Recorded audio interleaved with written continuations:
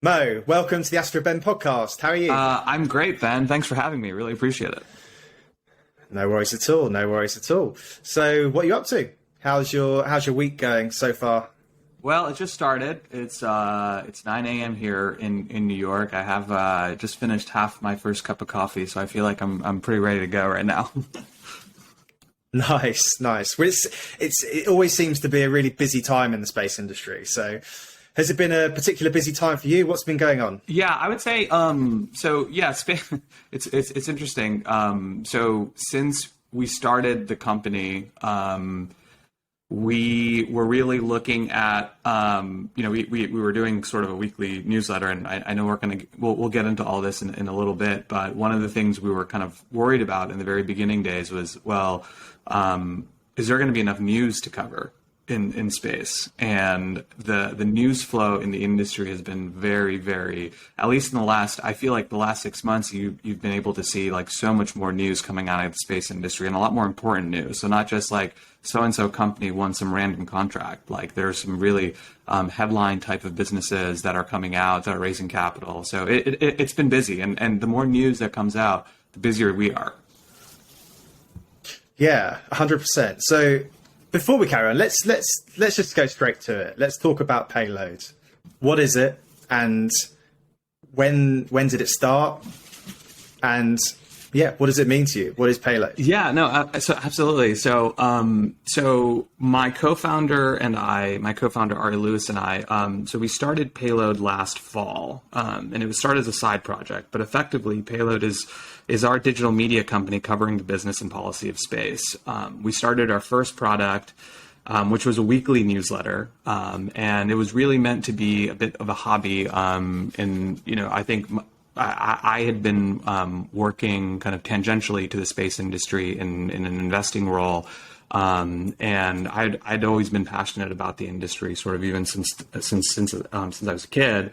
Ari had a very strong media background, but we basically decided to team up together and start this company. And originally just a newsletter, but it was really, really successful. We received a tremendous amount of positive industry feedback. So we ended up deciding to go full time. We raised a seed round, and decided to build a media business focused on the business community in the space industry. So industry professionals, investors, individuals in the government, and executives. And the opportunity that we really saw is that space was a massive category with growing interest and demand for quality journalism and media coverage. And we also saw a huge advertising opportunity within the new space industry. And we just thought we had like the unique skills to sort of execute on that vision.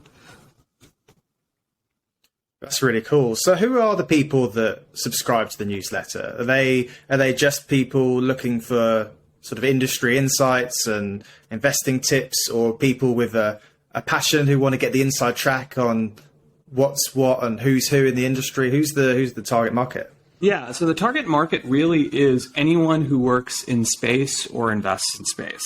I know that sounds a little bit broad, but we just felt. If I go back in time, I think this might help answer your question. So I actually spent most of my career on Wall Street at J.P. Morgan and Deutsche Bank, and I held roles across both public and private markets. But notably, I spent a great deal of my career raising and investing capital in private technology businesses. And space was part of my coverage, and I spent a lot of time conducting and writing research about the industry, dissecting business models, and trying to forecast where the industry was heading. And the reason why we started this company, because one of my frustrations back then was not being able to find enough research and news coverage on the new space industry. None of the banks were really covering the industry from a research perspective. And understandably so, as there was no really like perceived investment banking revenue from new space. So none of the banks wanted to cover it. And obviously that's changing now, but and then on the news outlet side, I think there were some outlets covering the news, but it was very clear and abundantly clear to me that this industry was growing very quickly, and the pace and growth and the size of the market was plenty big enough to support multiple players. So Ari and I kind of partnered together to build a space-focused B2B digital media business from the ground up, taking a lot of the successes that we've seen from other kind of lean newsletter-centric media businesses. So, not surprisingly, we're big fans of the Morning Brew and their model. And also why we're very excited about our first hire, Ryan Duffy, who actually joins us from Morning Brew and built one of their most successful verticals, which is called Emerging Tech Brew. But really, the company started as me as an investor, feeling like there was not a ton of places I could go to find out about what was happening in new space. Obviously, traditional aerospace and defense, there was so much information out there. There were lots of companies covering the Boeings and Lockheed Martins of the world, but not so much the new space startups. And that sort of was the original impetus for starting the business. But then, we kind of realized that there were a lot of kind of internal industry dynamics that were happening in aerospace and new space in general, that told us that this kind of new digital media model would really work in this industry. That's really cool. So how did you meet Ari? Did he come and try and get money off you? It's a funny, so I think Ari and I met, I want to say it was about 6 years ago. So I was still at JP Morgan. Ari is actually the cousin of one of my colleagues, my former colleagues at JP Morgan. And I remember he originally was working in the crypto industry. So he had started a hedge fund in crypto. And I was in an investing role at JP. And my colleague had said, hey, my cousin's coming over and he's going to be, he's talking about something called Bitcoin. This was early 2017, actually, now that I remember. And you should come meet him. Because I don't know if what he's saying is right, but you should come meet him. And Ari came into our office. I ended up spending an hour and a half with him. I think we only had 30 minutes on the calendar originally. And I very, very quickly realized that, one, he was talking, he was a very, very smart guy and had a very interesting view about what was happening in the crypto industry. And of course, it ended up becoming massive that year. But we ended up just building like kind of an intellectual relationship. Like he convinced me to buy my first Bitcoin, and he was obviously heavily in that industry at the time. He eventually sold that business and ended up becoming a consultant in the media space. And he did that for quite some time. He also started one of the largest tech associations in Ohio. And had worked on a couple different media startups, and him and I just kind of kept in touch for quite some time. And when this idea came to be, we just kind of quickly realized that we both had sort of the types of backgrounds we needed. Ari had been working in media. He'd really understood B2B media. He had his own podcast for quite some time. And me coming in with sort of the space business background, it made a lot of sense for us to kind of join together and start this. Yeah, I can totally see the synergy coming from a crypto background and, having a tech association. So bringing people together that share a passion, it's that kind of community building. Yeah. Is that what he brings to Payload? Yeah, no, absolutely. I actually think it's really interesting that you bring up crypto because we've looked for inspiration in the crypto industry, oddly enough, and there's a remarkable amount of similarities to space. One, which is I think one of the things that you're mentioning, which is like I think the community aspect. Like crypto obviously has a huge community. There's a significant amount of tribalism. We've seen the same thing in the space industry. I think there's a tremendous amount of tribalism. Majority of the industry lives kind of in Twitter, as you know, Ben. And I think there is a general sense of like everyone wants to see others succeed, right? So you might be a launch company and you're building a very much a competitive product, but what we've seen is, when your competitor has a great launch or, hits a milestone, people want to celebrate that, right? And I think that that's something that's really special. That's really a part of this industry that you don't typically see in other places.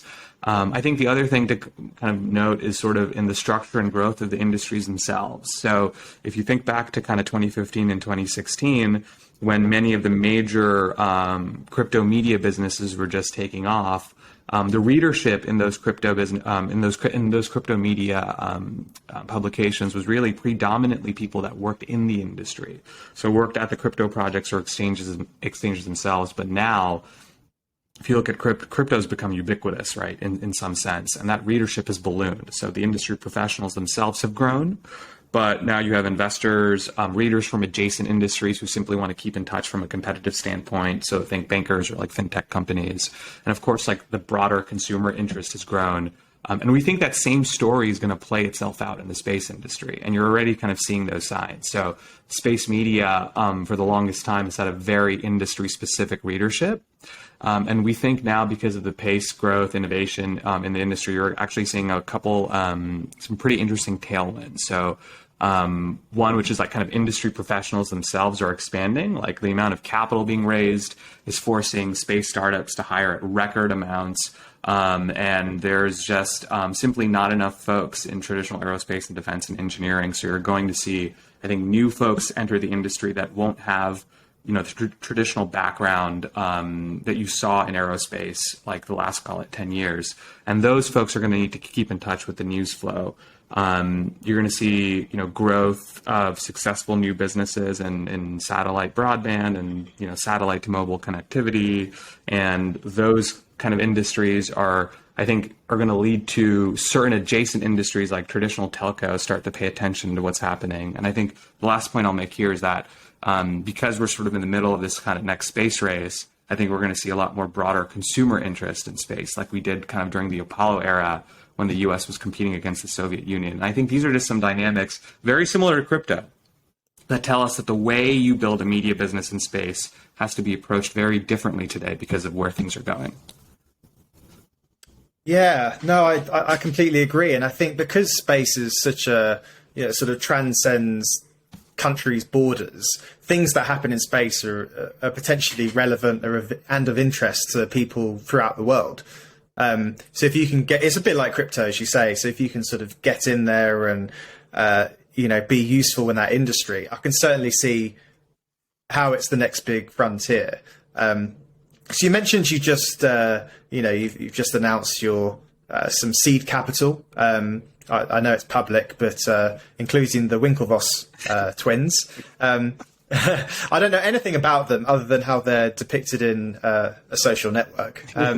How did you attract their attention, and is that an unusual industry for them to venture? To enter into? Yeah, it's a good question, and I would say, just outside, we're very excited about, having Winklevoss Capital as part of our investor group. But I think we have built a kind of a great investor group, even kind of outside of the guys. But we're very, very excited to have them, and we think that they're going to be tremendously helpful. So I think that how we got to know them was a bit fortuitous. There's a member of their team that I'm close with now, and she's been very great and helpful to us. And we originally had talked to her about the idea, and she was just like, she'd mentioned to us that, hey, it's really interesting that you talk about space, because I know the guys are very interested in that space. They're thinking about it. But I think for them, I think they're still trying,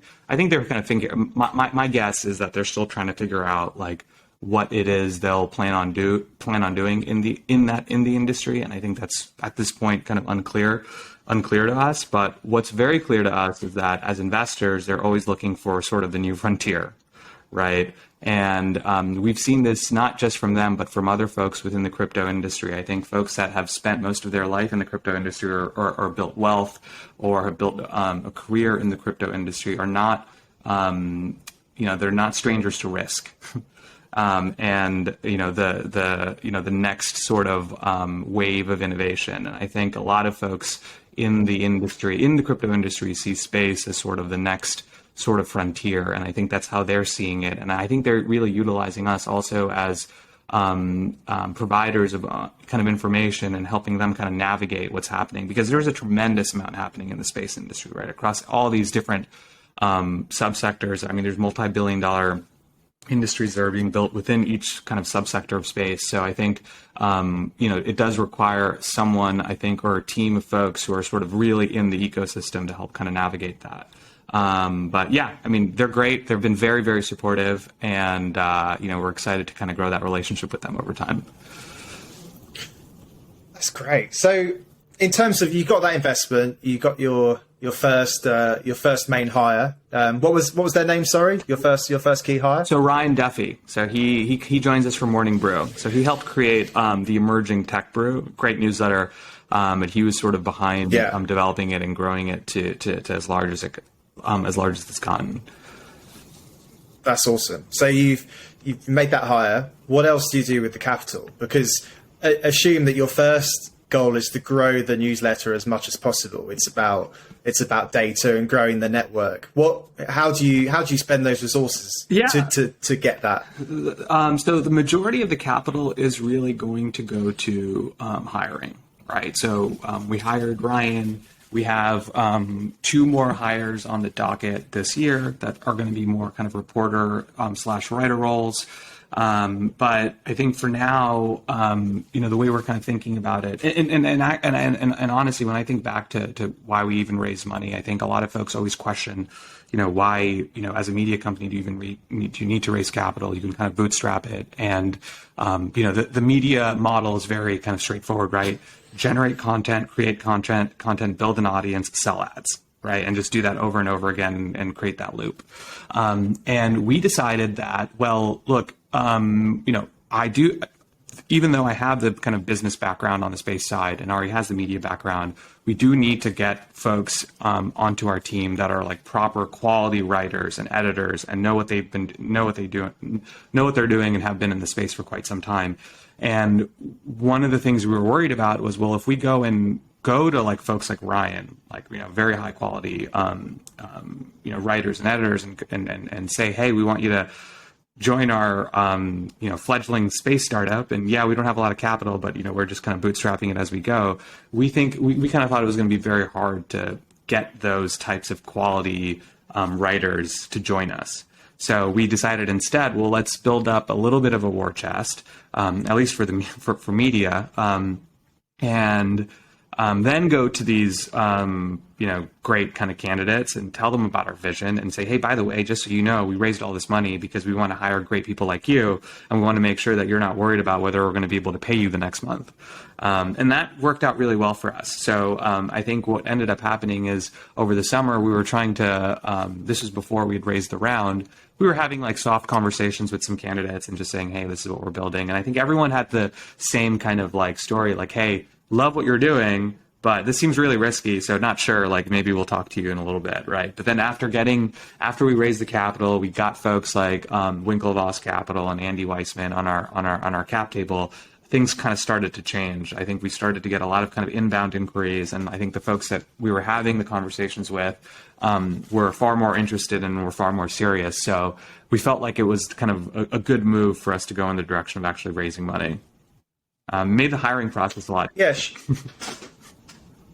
yeah, sure. So you're building the newsletter, and obviously at the moment the website it's just put in your email. Yeah. Is that always going to be the case?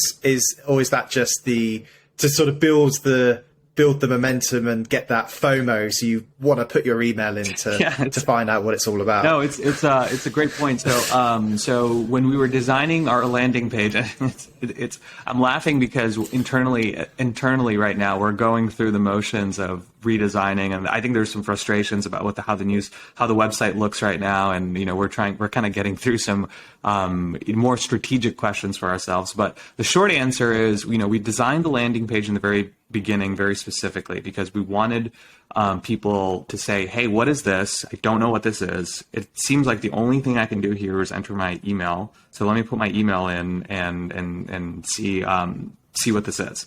And that sort of worked because we had a really great conversion rate on that landing page. We saw the number of people that were visiting and the number of people that signed up. Now that's not going to change. And I guess the only thing I'll say about where the website is going is in a few weeks we're going to be launching a brand new website, and it's going to look a lot better, and there's going to be a lot more things that you're going to be able to do on that. So we're quite excited about it. But in terms of our original product, that was a weekly newsletter. We are in the process of actually transitioning over to a daily newsletter. We did our soft beta launch last week, and we're going to be launching the daily officially very soon. A big belief for us is that we really want to be as connected with our customers as possible. which is why our flagship product is our newsletter. From there, we're going to spend a lot of time understanding who they are. I think there's a tried and true roadmap for digital media, but for space, it's still fairly new. I think we can learn a lot about what they like, how they interact with us, of course, what their emails are, where they're from, where they work. We really want to go into products that actually help our end users do their jobs better and also build our brand as a trusted source. And, consumer media may be about scale, but B2B media is about depth, right? So we really intend to be the go-to media publication for an industry that's estimated to grow to like $1 trillion to $4 trillion in the next 2 decades, depending on whose estimates you look at. So that may mean we look at building complementary products like podcasts and event series, or paid research products, or just kind of near-term doubling down on the newsletter. So we're kind of thinking through all our angles. We're kind of really keeping sort of our options open, but it's very clear to us that the pace and how quickly the industry is growing will lead us down, I think, a number of very interesting paths. And looking away from the space industry, kind of more broadly on reporting and journalism, do you see the sort of traditional mainstream channels and networks are going to be disrupted by companies like yours? So, for instance, you've got your reporters who, can go down to a launch, or, they can quickly turn around content. So a lot more of a sort of reactive and dynamic attitude to reporting. Is that how you sort of see your, because that's the only way you're going to get that much content, is having people out there that can basically upload content and stories. Yeah, I think, pretty much real time, right? I think it's interesting. I think there's, and I will be the first to say that I am far from the media guy, and a lot of what I've learned has been from Ari and just kind of like working through the industry the last year. But what I've come to realize is there's really 2 types of kind of media, right? There's like the traditional consumer media that we all know and read, like the New York Times and the CNBCs of the world, that have done a great job curating massive audiences. But when you think about sort of like, I think where the industry is going, B2B media is really having its day right now. Like folks, we also live in a world where it's very easy to now, because of technology, we can kind of, you can open up your laptop and start a media company with just a couple people, which is exactly what we did.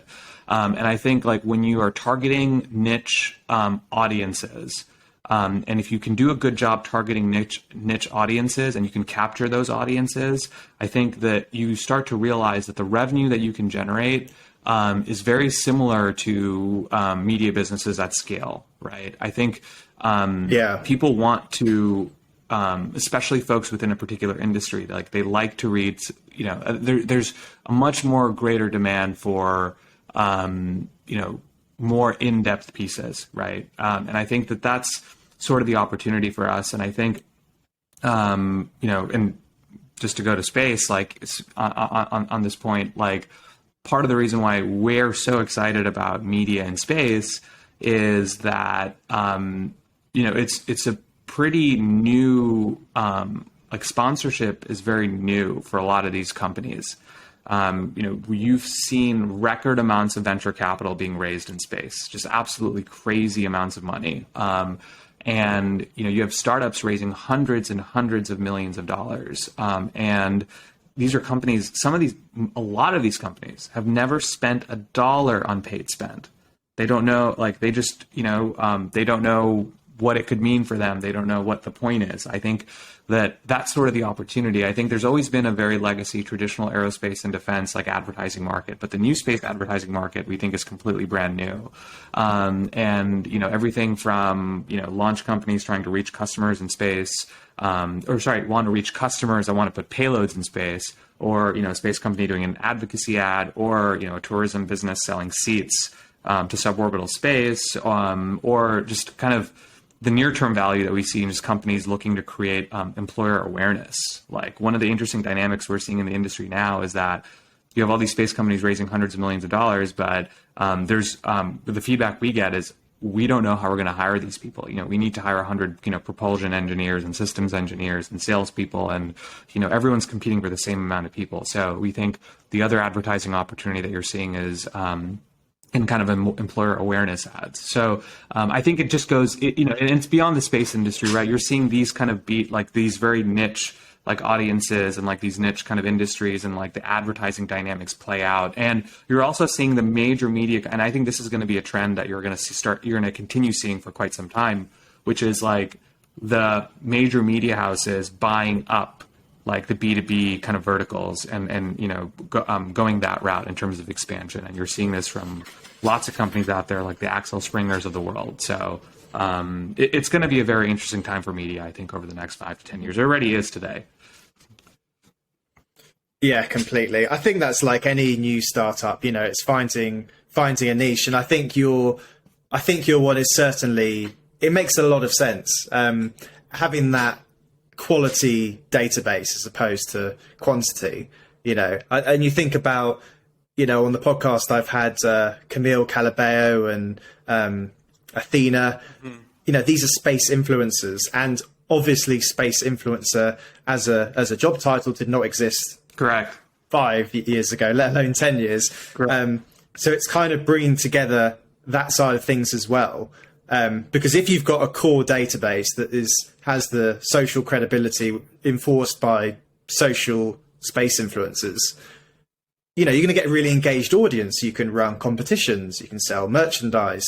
So I think it's a really smart move. Where do you see Payload going in 5 to 7 years? That is a very, very good question. So, for us, really, I